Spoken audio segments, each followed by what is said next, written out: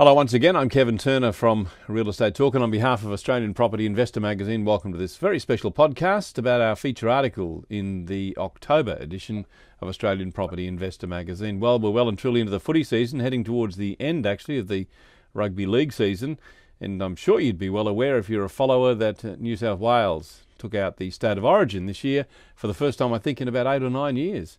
And it just so happens that it coincides with John Edwards' thoughts on what's happened with property. John, of course, the founder of Residex and also from On the House. John Edwards joins me. Hello, John. Thank you for your time.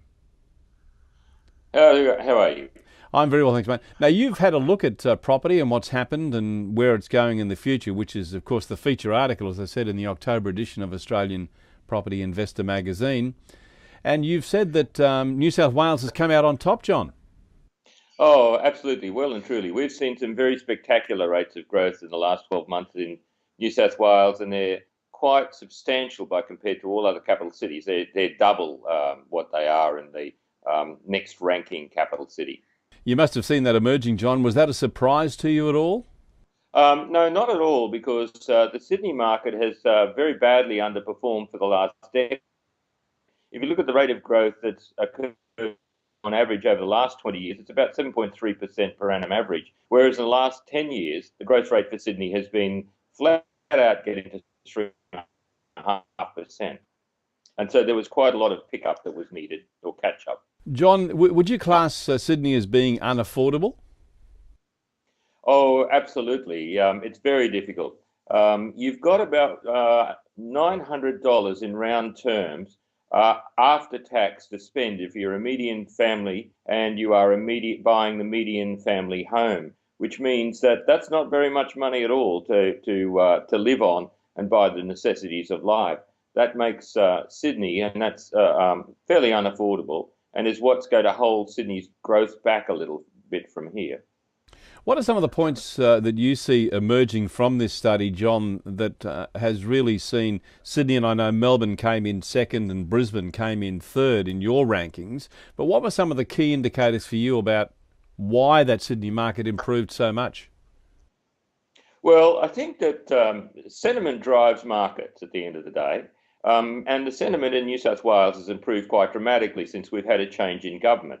And in fact, that government in New South Wales is actually doing all of the right things. And if you compare and contrast that to some other state governments like South Australia, you find that South Australia is going to go nowhere and New South Wales is going to do very well. They are recognising the slowdown as we exit the resources boom. New South Wales is a resource state, even though people don't see it that way. We've got the largest gold mine in Australia, and we've got very good gas and coal reserves. Now, when you have all of that and a government takes action and moves to increase infrastructure very dramatically, and the federal government comes along and pumps up money to help get Badgerys Creek Airport going, you're in a situation where employment is not going to be under stress as it will be under stress in many other capital cities. I've heard you talk on a number of occasions, just swinging the focus now to Brisbane for a moment, John, but I've heard you talk on a number of occasions about supply and demand, and in Brisbane in particular, the oversupply of units. Do you still see that as a problem in Brisbane? Not as much, but it's always an issue because you can develop units and put up large volumes of supply relatively quickly. So you can get into trouble relatively quickly as well. But at the end of the day, the Queensland economy is so diverse, and you've now got a government that is really taking action to do something about its indebtedness and get it down to a sensible level, sell off assets, which is going to give it enough money. And it too is taking the action in the infrastructure development process to actually lead that state back to where it needs to be. Mm.